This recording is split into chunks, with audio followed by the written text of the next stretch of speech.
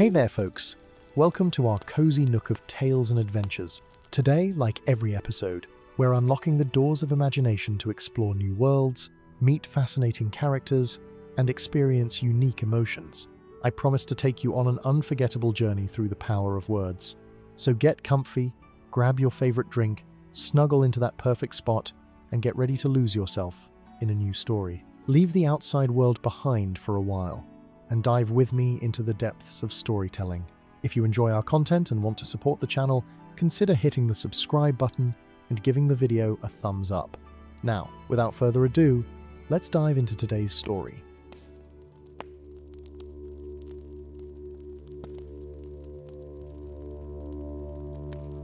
In the deeps of time, when the shadow of Morgoth's servant still stretched long across Middle-earth, there came a darkness to the ancient halls beneath the misty mountains.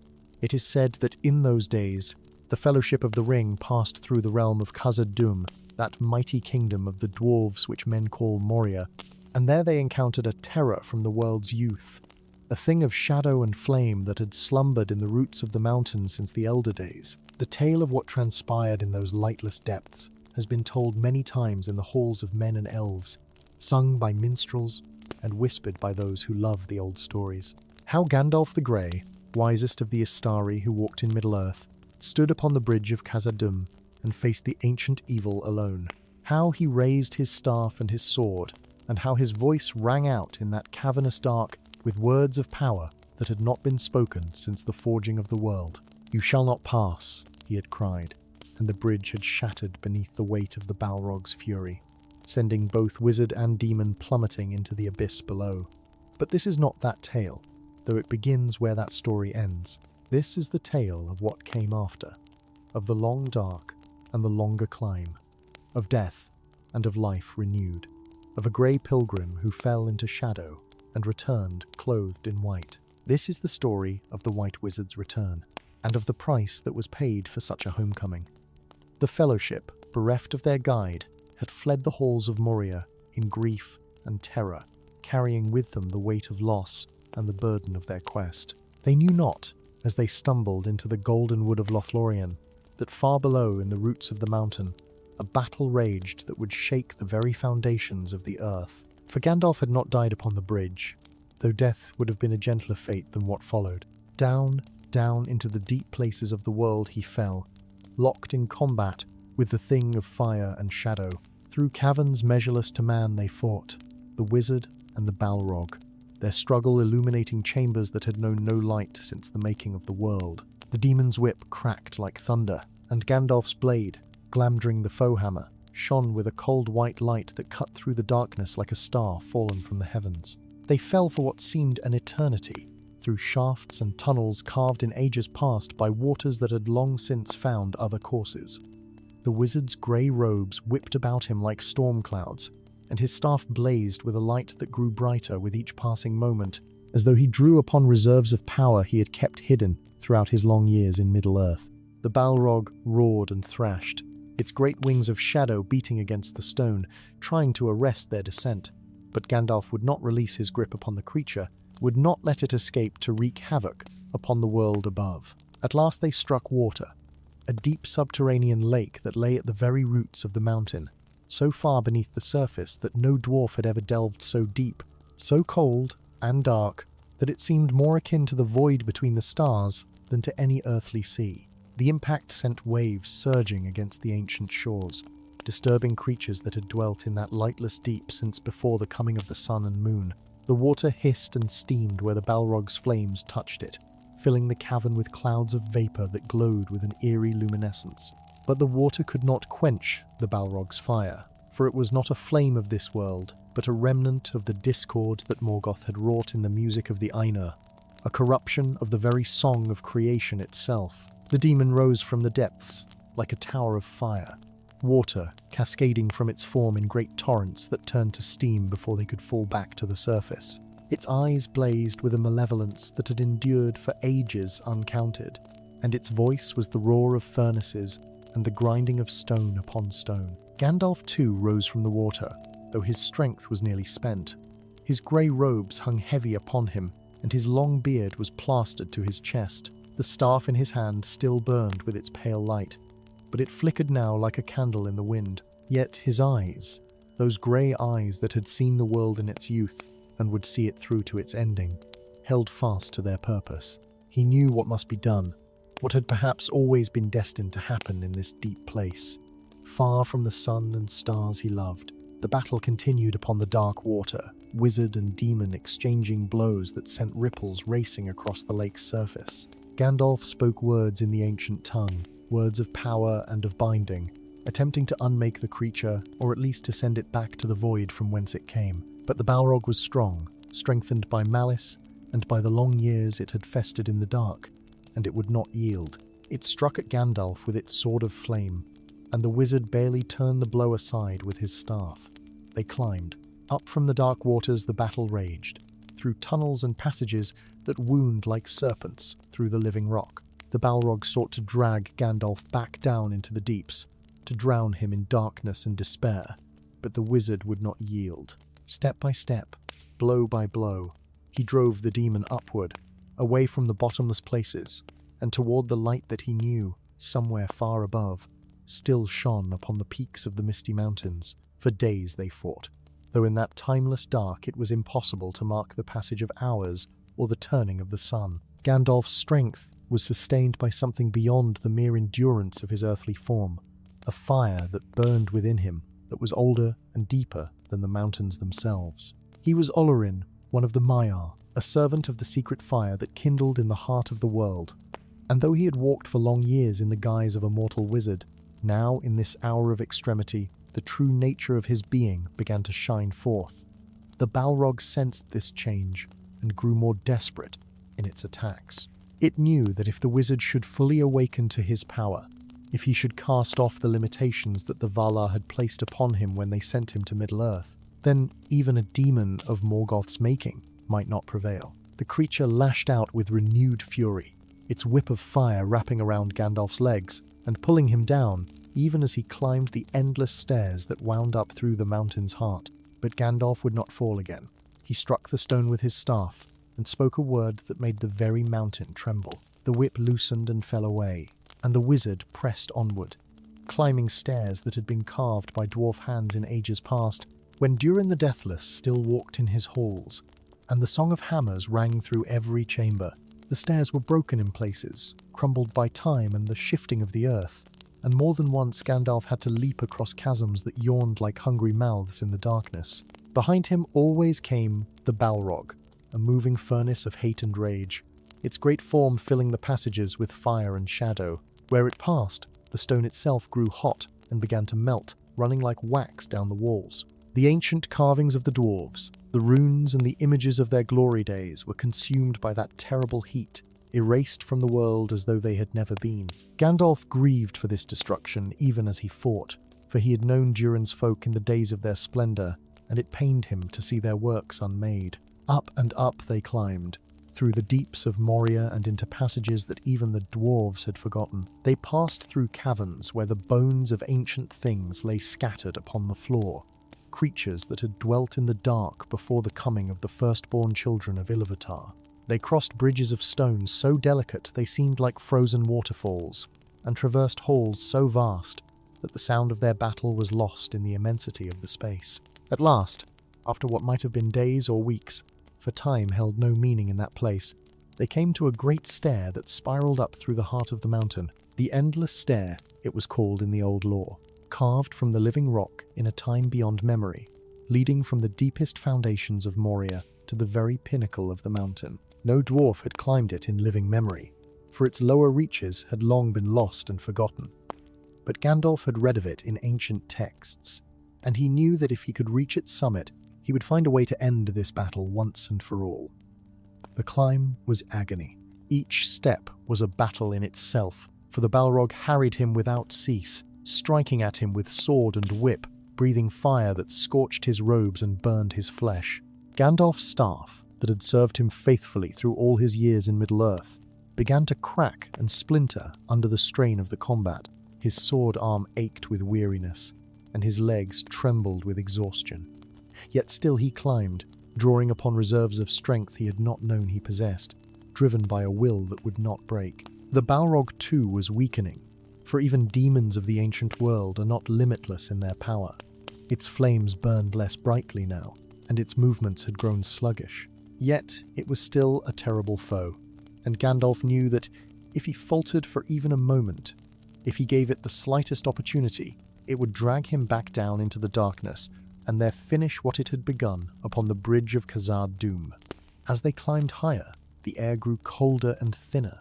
They were approaching the upper reaches of the mountain, those peaks that stood wreathed in eternal snow and ice, where the wind howled like a living thing and the stars shone with a piercing clarity. Gandalf felt the change in the air and knew that they were near the end. He gathered his remaining strength and redoubled his efforts, striking at the Balrog with renewed vigor, driving it upward toward the light that now, faintly, began to filter down through cracks in the stone above.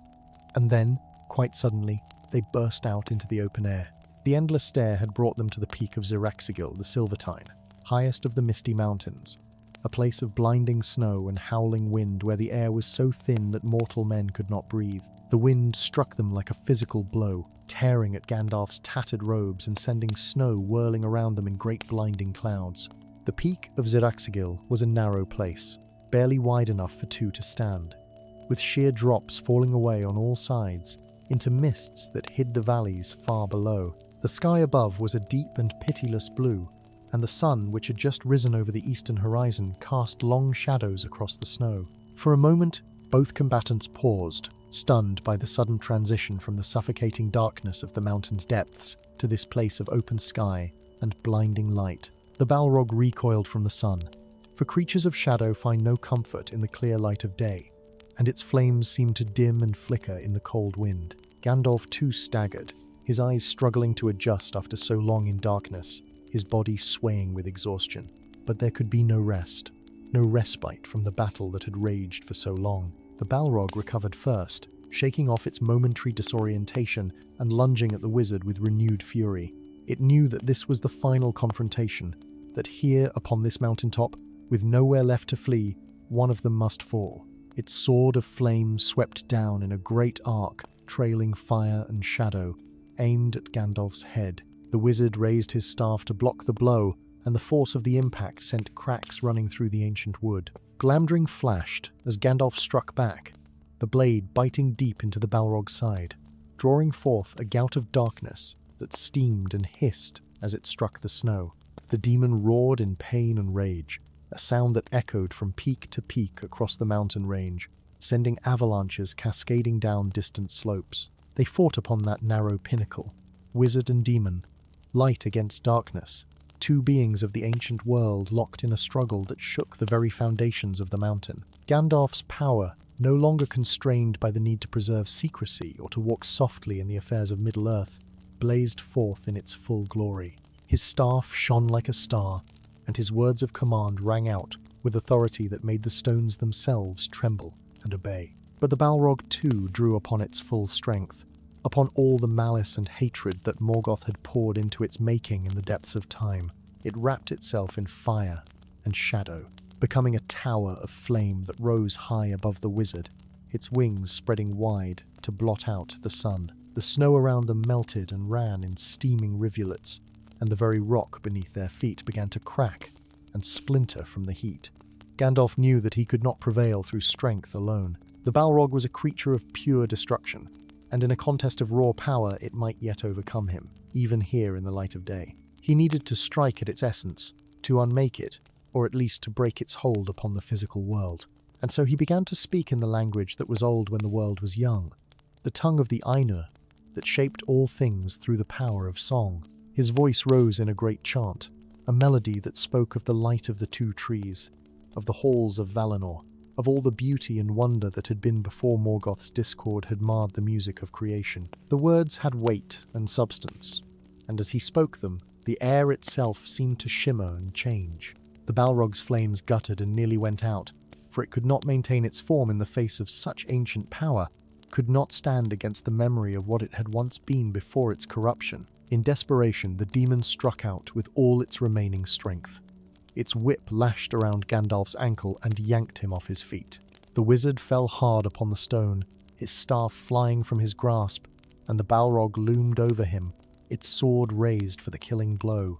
For a moment it seemed that all was lost, that Gandalf the Grey would meet his end here upon this lonely peak, far from the green fields and gentlefolk he had laboured so long to protect. But as the sword descended, Gandalf reached out with his mind and grasped his staff where it lay upon the snow.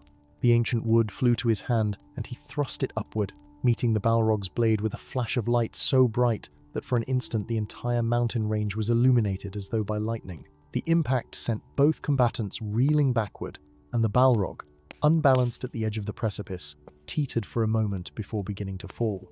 With its last strength, the demon lashed out with its whip, and the burning cord wrapped around Gandalf's chest, pulling him forward toward the edge. The wizard tried to break free, tried to sever the connection, but the whip held fast, and he felt himself being dragged toward the abyss. For a heartbeat he struggled, his feet sliding through the snow, his hands scrabbling for purchase on the icy rock. Then, quite suddenly, he understood. This was how it must be. This was the price that would be demanded, to truly destroy the Balrog, to ensure that it could never again threaten the peoples of Middle-earth. He would have to follow it down into darkness once more, and this time there might be no return. With a final look at the sun, at the clear sky and the white peaks that surrounded him, Gandalf released his grip upon the stone and let himself be pulled over the edge. Down they fell together, wizard and demon, locked in their final embrace, tumbling through the air in a tangle of grey robes and burning shadow. The wind screamed past them, and the distant valleys rushed up to meet them with terrible speed. But they did not strike the ground, for Gandalf had one last trick to play, one final gambit in this deadly game. Even as they fell, he spoke a word of power, a single syllable that contained within it all the authority granted to him by the Valar when they had sent him forth into Middle-earth. The word split the air like thunder, and a great light blazed forth from the wizard's body, so bright that it could be seen from leagues away, a star falling from heaven.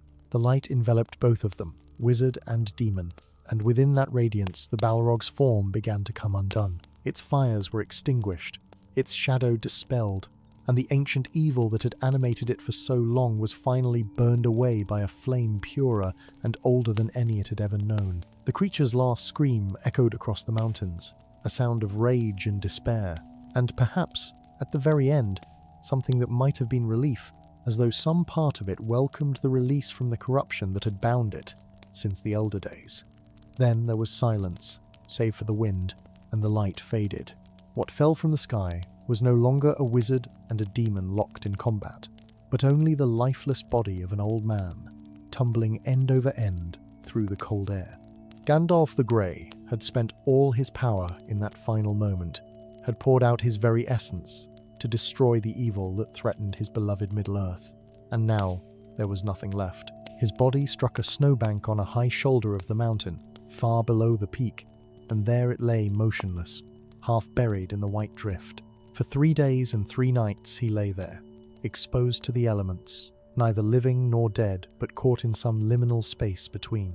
The wind covered him with snow, and the cold seeped into his bones. His heart did not beat, his lungs did not draw breath, yet some spark of his spirit still clung to the mortal form it had inhabited for so long, unwilling or unable to depart. On the 3rd day, as the sun rose over the eastern peaks, something stirred in the halls beyond the circles of the world. The Valar, who watch over all things in Middle-earth, though they no longer walk openly upon its shores, became aware of what had transpired. They perceived the death of the Balrog, that last remnant of Morgoth's evil that had lingered in the deep places, and they perceived too the sacrifice of the wizard who had brought about its end. In those timeless halls a great council was held, and the fate of Gandalf was debated.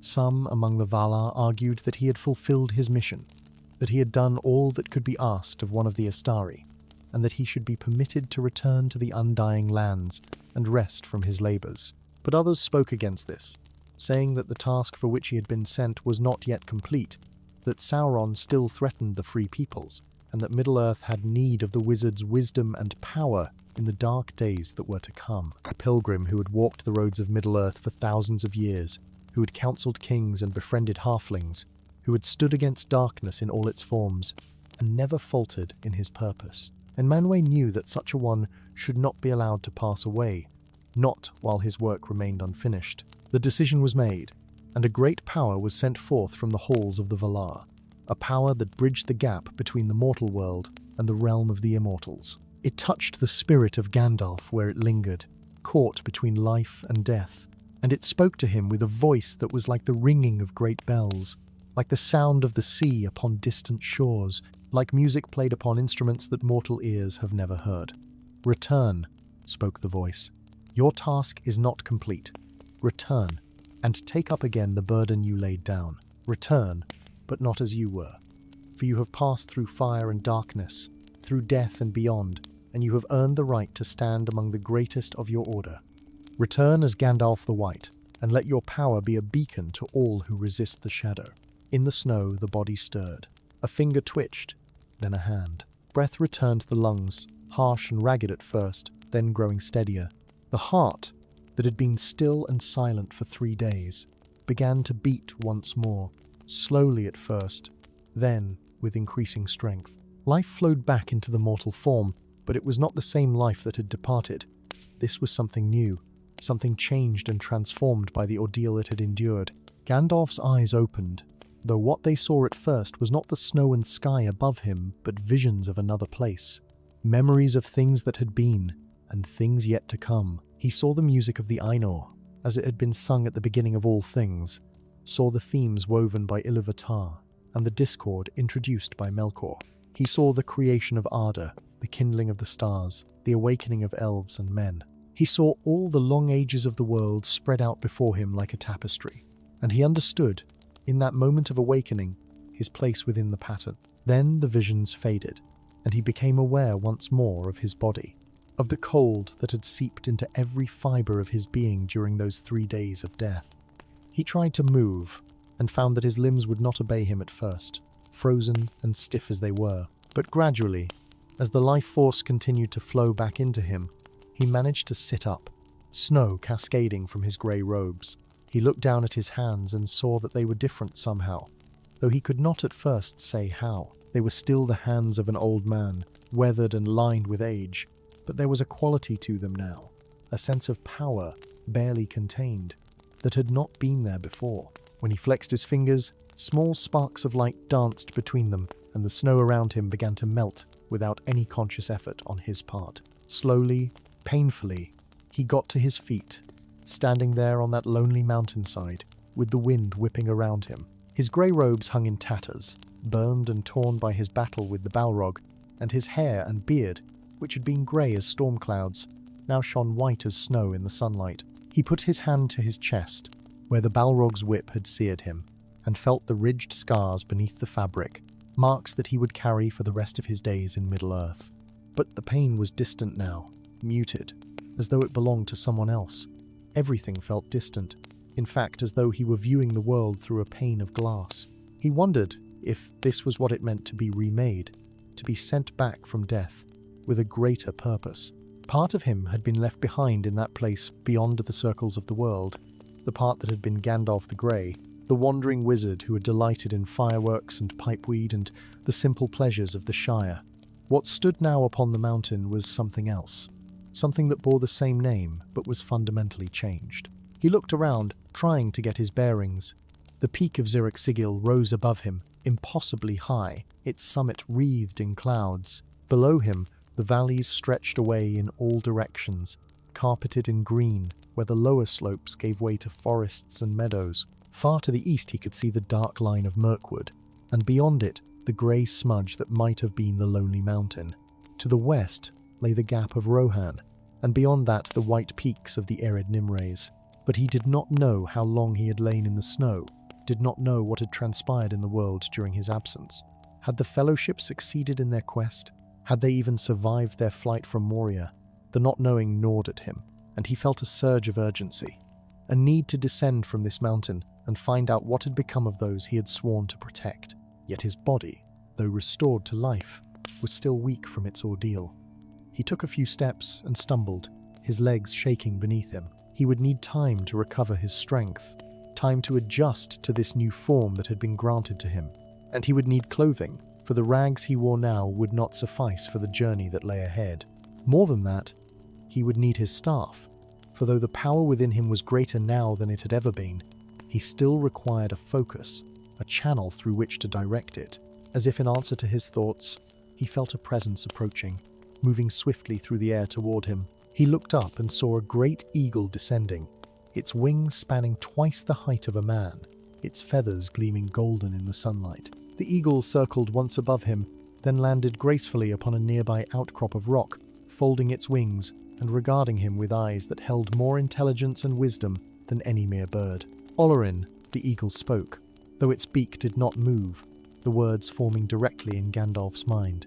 You have returned to us. The Lord of the West has sent me to bear you from this place, for you cannot make the descent on foot in your current state. Gandalf recognized the eagle then, for it was Gwaihir the Windlord, greatest of his kind, who had aided him before in times of need. Relief and gratitude flooded through him, and he stepped forward, placing his hand upon the eagle's neck in greeting.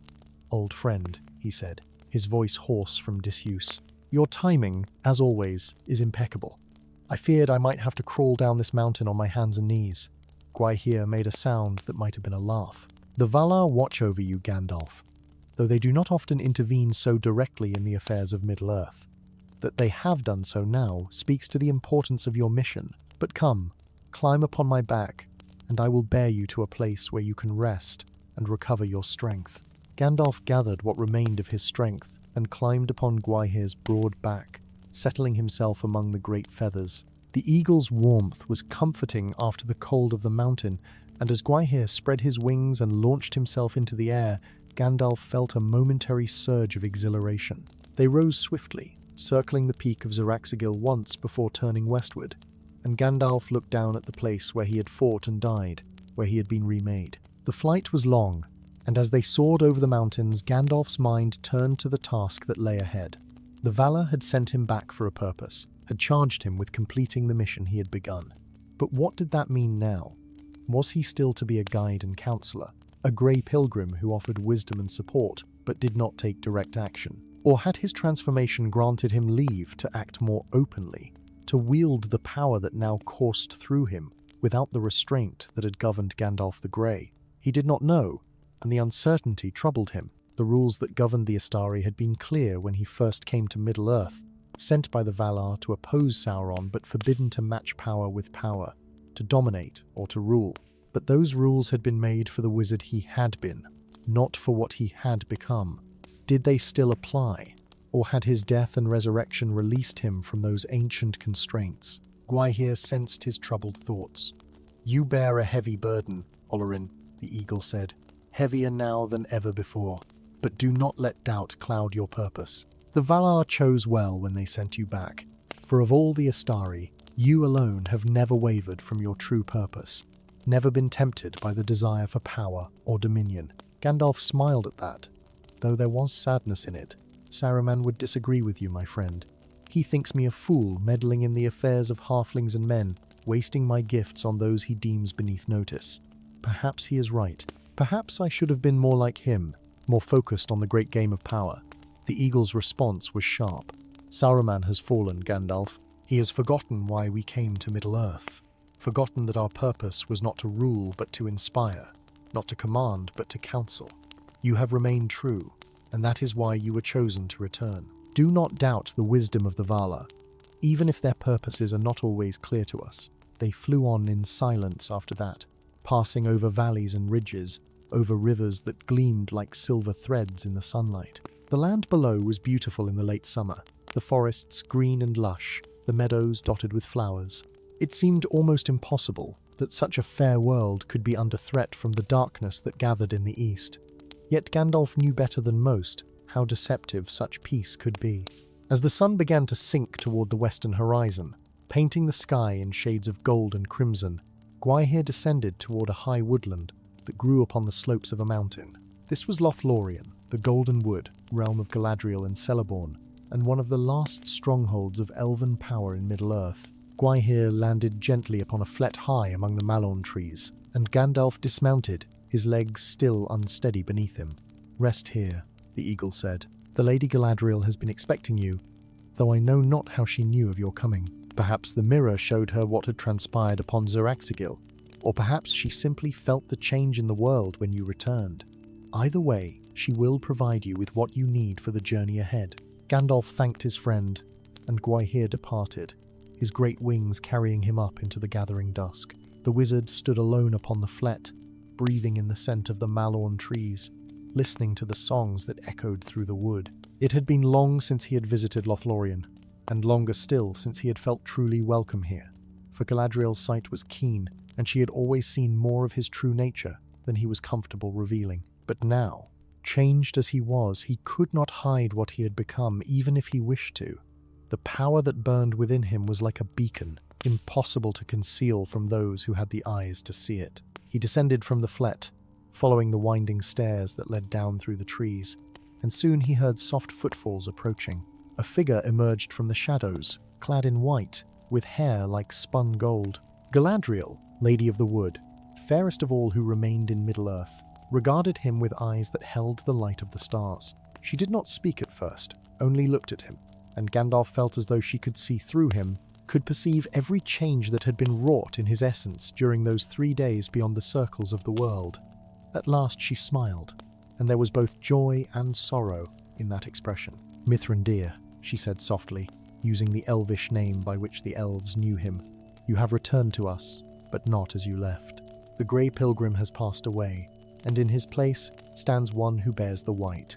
The Valar have been generous, and their trust in you is well placed." Gandalf inclined his head in greeting, feeling the weight of her gaze upon him. "Lady Galadriel," he said, his voice stronger now than it had been upon the mountain. "I confess, I do not fully understand what has happened to me, or what is expected of me now. I am the same, yet not the same. I remember who I was, but I am no longer entirely that person." Galadriel stepped closer, and he could see the light of Erendil's star reflected in her eyes, the same light that burned in the phial she had given to Frodo before the Fellowship departed from her realm. "Come," she said gently. "You need rest and healing, and we have much to discuss. The night is young, and there is time enough to speak of all that has transpired." She led him through the golden wood, down winding paths that glowed softly in the darkness, lit by the lamps of the elves. They came at last to a great tree, larger than all the others, and climbed the spiral stair that wound around its massive trunk. At the top was a pavilion open to the stars, and there Celeborn waited, the Lord of Lothlórien, tall and grave, with the wisdom of ages in his silver eyes. The Lord and Lady bade Gandalf sit, and they brought him food and drink, simple fare but more nourishing than any feast he had ever tasted. As he ate, his strength began to return more fully, and the trembling in his limbs subsided. The elves did not press him with questions, but waited patiently, knowing that he would speak when he was ready. At last, when the edge had been taken from his hunger and thirst, Gandalf set down his cup and looked at his hosts. "The Fellowship," he said, the words urgent, despite his weariness. "What has become of them? Did they survive Moria? The last I saw, we were fleeing through the halls, and I fell behind to face the Balrog. I know not what happened after." Galadriel's expression grew solemn. "They came here, Mithrandir, all save one. They arrived grieving, believing you lost, and I did what I could to comfort them and send them on their way. Aragorn has led them south, toward the river, though their path is uncertain and the shadow grows ever darker. The ring-bearer still carries his burden, and the Fellowship holds together, though barely. They are fewer now, and the weight of their quest grows heavier with each passing day." Relief flooded through Gandalf, mingled with sorrow for the pain his loss must have caused them. "And the enemy? What news from the east?" Celeborn spoke then, his voice deep and measured. "Sauron stirs, and his armies gather. War comes to Rohan and to Gondor, sooner than any had hoped. The forces of darkness move openly now, no longer hiding their purpose. Saruman too has shown his true colours at last, joining with the enemy, sending his orcs to harry the borders of Rohan. Dark times are upon us. Gandalf, darker perhaps than any since the fall of Númenor." Gandalf closed his eyes, absorbing this news. He had known in his heart that Saruman had fallen, had sensed the corruption growing in his old friend even before his battle with the Balrog, but to hear it confirmed was still a blow. Saruman had been the wisest of their order, the most learned, and it grieved him to think how far the White Wizard had strayed from his purpose. "Then I must go to him," Gandalf said. opening his eyes. I must confront Saruman and try to turn him from this path, though I fear it may be too late. And then I must find the Fellowship, must aid them however I can in the trials that lie ahead. Galadriel shook her head slowly. You cannot save everyone, Mithrandir, nor can you fight every battle. You are powerful now, more so than you have ever been, but you are not a god. And even the Valar themselves cannot prevent every tragedy, cannot turn back every tide of darkness. You must choose your battles wisely, must use your strength where it will do the most good. Her words stung, for they touched upon the very doubts that had plagued him since his awakening. What good is this power? He asked, a note of bitterness creeping into his voice. If I cannot use it to protect those I care for, what purpose does it serve if I must still stand by and watch as evil runs rampant across Middle-earth? The Lady of Lothlórien reached out and placed her hand upon his shoulder, and her touch was cool and soothing. The power you now possess is not meant for domination or for forcing your will upon the world. It is a light in the darkness, a beacon of hope for those who struggle against the shadow. You are to inspire courage in others, to kindle the flame of resistance in hearts that might otherwise succumb to despair. This has always been your gift, Mithrandir, and now it shines all the brighter. Gandalf looked at her, seeing in her ageless face the reflection of his own uncertainty and the wisdom born of long experience. She had dwelt in Middle-earth since the Elder Days, had seen kingdoms rise and fall, had witnessed triumphs and tragedies beyond counting, and yet she had never given in to despair, never abandoned hope. You are right, of course, Gandalf said at last, his voice quiet but firm. Forgive me, my lady. I have been given a great gift, and here I sit complaining about its limitations. The old habits die hard, it seems. I spent so long walking softly, hiding my true nature, that I have forgotten how to stride forth openly. Galadriel smiled, and there was understanding in that smile. You have not forgotten, Mithrandir. You simply need time to adjust to what you have become. The grey robes suited you well, for you moved among mortals as one of them, sharing their joys and their sorrows. But now you must stand apart, must be the light that guides them through the darkness rather than the companion who walks beside them. It is a lonelier path, but a necessary one. They spoke long into the night, discussing the state of Middle-earth and the dangers that lay ahead. Galadriel told him of visions she had seen in her mirror, of possible futures that branched like the paths in a great forest. Some led to victory and light, others to darkness and despair. And the difference between them often hung upon the smallest of choices, the briefest of moments. She spoke of Frodo and the terrible weight he carried, of Aragorn and his reluctance to claim his heritage, of the kingdoms of men that stood upon the brink of ruin. As dawn approached, painting the eastern sky in shades of rose and gold, Galadriel rose and beckoned for Gandalf to follow her. She led him to a chamber within the great tree, where robes of pure white lay folded upon a table, along with a new staff carved from wood that seemed to shine with its own inner light. These are for you, she said. The grey has passed, and you must go forth in white, bearing the authority that has been granted to you. Gandalf took up the robes and held them, feeling their weight and texture. They were finer than anything he had worn before, woven with skill that only the elves possessed. Yet they were practical as well as beautiful, designed for one who must walk long roads and face harsh weather. He removed his tattered grey robes, those faithful garments that had served him for so many years, and laid them aside with something like regret. They had been a part of his identity, a symbol of who he had been, and in setting them aside, he felt as though he was saying goodbye to an old friend. The white robes settled upon his shoulders like the weight of responsibility, and when he looked at himself in the mirror that Galadriel held up for him, he barely recognized the figure that stared back.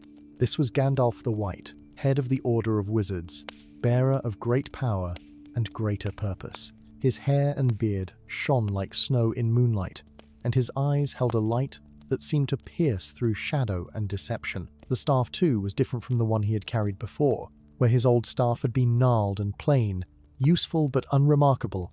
This new one was smooth and straight, with runes carved along its length that glowed softly when he touched them. He could feel the power thrumming within it, waiting to be channeled and directed. It was a weapon and a tool, a focus for his will and an extension of his being. You look well, Celeborn said, entering the chamber, like one who has walked through fire and emerged purified. Saruman will not be pleased to see what you have become, for he has long coveted the title and authority you now bear. Let him be displeased, Gandalf replied, and there was steel in his voice now, a hardness that had not been there before. He has made his choice, and he must live with the consequences. I will offer him one chance to turn back from the path he has chosen, but if he refuses, then he becomes an enemy, and I will treat him as such. The elves gave him other gifts as well, practical things that he would need for the journey ahead. Food that would not spoil, a cloak that would turn aside rain and cold, a sword that had been forged in the elder days when the elves still dwelt in Gondolin. Gandalf accepted these gifts with gratitude, knowing that each had been chosen with care and that each would serve him well in the days to come. When all was ready, he stood upon the borders of Lothlórien, looking out across the lands that stretched away to the south and east. Galadriel and Celeborn stood with him, along with many of the elves of the Golden Wood, come to bid him farewell. The morning was bright and clear, and a favourable wind blew from the west, carrying with it the scent of the sea and of lands beyond Middle-earth. "Go now, Mithrin dear," Galadriel said, "and let your light shine forth in the darkness. The free peoples have great need of you, greater than they know. Be for them what you have always been, a counsellor and a guide, but be also what you have now become, a warrior of the light, unafraid to stand against the shadow." Gandalf embraced them both, these ancient beings who had become friends over the long years of his sojourn in Middle-earth. Then he turned and strode forth, his white robes billowing in the wind, his staff striking the ground with each step. He did not look back, for his eyes were fixed firmly on the road ahead, on the challenges that awaited him, and the destiny that called him forth. The journey south from Lothlórien took Gandalf through lands that bore the scars of war. Smoke rose from distant villages, and more than once he passed refugees fleeing northward, their faces hollow with fear and exhaustion. He stopped to speak with some of them, offering what comfort and counsel he could, and from them he learned that Saruman's forces were indeed ravaging the borders of Rohan, burning and pillaging without mercy. The news strengthened his resolve. He could no longer delay the confrontation with his former colleague, could no longer hope that Saruman might turn back from his chosen path without intervention. The time had come to face the traitor, to strip him of the authority he had abused, and to break his power before it could do further harm to the innocent. Gandalf turned his steps toward Isengard, that ancient fortress that Saruman had claimed as his own. As he drew nearer, he could see the changes that the fallen wizard had wrought upon the land. Where once there had been gardens and orchards, now there were pits and furnaces, great machines of war being constructed by enslaved men and orcs. The tower of Orthanc rose black against the sky, and from its pinnacle dark smoke billowed, carrying with it the stench of corruption and decay. He did not attempt stealth or subtlety in his approach. Those days were past. Instead, he strode openly down the road that led to the gates of Isengard, his white robes blazing in the sunlight, his staff held high. The orcs that guarded the outer defences saw him coming and fled in terror, for they sensed the power that radiated from him like heat from a forge, and they knew instinctively that this was not a foe they could face. The gates of Isengard stood open, as though Saruman had been expecting him, and Gandalf passed through them without hesitation. He crossed the courtyard, now defiled and despoiled, until he stood before the foot of Orthanc itself. The tower loomed above him, black and impregnable, built by the Númenóreans in the days of their glory and strong enough to withstand any siege. But Gandalf had not come to break stone walls. He had come to break the will of the one who dwelt within. Saruman, he called, and his voice rang out like a trumpet blast, echoing from the walls and reverberating through the tower itself. Saruman the White, come forth and answer for your betrayal. Come forth and face the judgment you have earned through your treachery. For a long moment there was silence. Then a figure appeared upon the balcony near the tower's summit, a tall form robed in white that seemed to shimmer and shift in the light. But even from this distance, Gandalf could see that Saruman's robes were no longer truly white, but had taken on the rainbow hues of oil upon water, a mockery of purity that spoke of his corruption. So, Saruman's voice drifted down, smooth and mocking. The wandering conjurer returns from his travels. I had heard rumours that you lived, though I confess I gave them little credence. But here you stand, dressed in stolen robes, bearing a staff that was never meant for you. Tell me, Gandalf, how does it feel to wear my colours? Does the white sit well upon your shoulders, or do you find it too heavy a burden? Gandalf felt a surge of anger at the words, but he kept his voice level and calm. These robes were given to me by those who have the authority to grant them, Saruman. Given because I remained true to my purpose while you betrayed everything we were sent here to protect. You have allied yourself with Sauron, have made war upon innocent people, have perverted your knowledge and power to serve the very evil we were meant to oppose. Saruman laughed, a sound like breaking glass. Innocent? There are no innocents in this world, only the strong and the weak, the clever and the foolish. I have chosen to be among the strong, to claim my rightful place as a power in Middle-earth, rather than remaining a mere servant to distant masters who care nothing for what transpires here. And you dare to judge me? You, who have accomplished nothing in all your years of wandering, except to meddle in affairs that do not concern you. The words were designed to wound, to provoke, but Gandalf remained unmoved. I have accomplished what I was sent here to do, he replied. I have kindled hope in hearts that were ready to despair, have stood between the innocent and the darkness that would consume them, have remained faithful to the trust placed in me. Can you say the same? Saruman's expression darkened, and when he spoke again his voice was filled with venom. You are a fool, Gandalf, and you always have been. You speak of hope and trust, but what good are such things against the power that rises in the east? Sauron will triumph, and those who opposed him will be swept away like dust before a storm. But I have chosen wisely. I have allied myself with the rising power, and when the Dark Lord claims his victory, I will be rewarded with dominion over all the lands west of the Misty Mountains. That is the reality of this world, Gandalf, and all your noble words cannot change it. Gandalf looked up at the figure on the balcony, and in that moment he saw clearly what Saruman had become. Not a servant of Sauron, for Saruman was too proud for such complete submission, but something perhaps even more pathetic.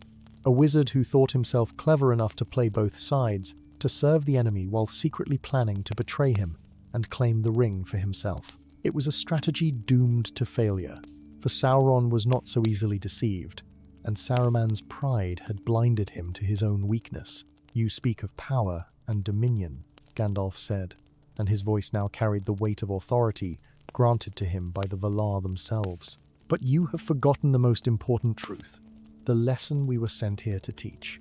Power is not found in domination or in the subjugation of others. True power lies in sacrifice, in the willingness to give of oneself, for the sake of those who cannot defend themselves. I learned this lesson in the depths of Moria, learnt it again upon the peak of Zirakzigil when I gave my life to destroy a creature of darkness. And I learned it once more in the halls beyond the world, where I was judged and found worthy to return. He raised his staff, and white light blazed forth from it, illuminating the courtyard and the tower itself. The orcs that had been watching from the shadows fled in terror, and even Saruman stepped back from the balcony's edge, shielding his eyes from the radiance. Your time is ended, Saruman, Gandalf declared, his voice now terrible in its power. I am Gandalf the White, and I come in the name of those who sent us both to Middle-earth. By the authority vested in me, I cast you from the Order of Wizards. Your staff is broken, your power diminished, and your voice shall no longer hold sway over the hearts and minds of men. He struck the ground with his staff, and a crack like thunder split the air. In that instant, Saruman's staff, that symbol of his authority and conduit for his power, shattered in his hands.